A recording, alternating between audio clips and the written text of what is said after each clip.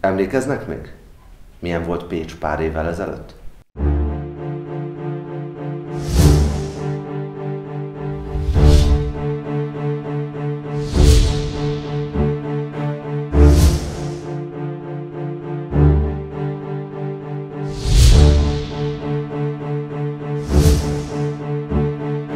Azóta sok minden megváltozott.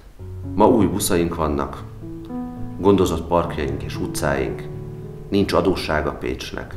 Modern egészségügyi központ épül a 400 ágyasból, egyre olcsóbb a rezsi, iskolákat és óvodákat újítottunk föl, modernizáltuk a rendelőket, és újra elkezdtek jönni a gyárak Pécsre. A választás arról szól, hogy visszamegyünk-e a múltba, a múlt szereplőivel együtt. Vagy megyünk tovább előre, egy szebb és lehetőségekkel teli Pécs felé.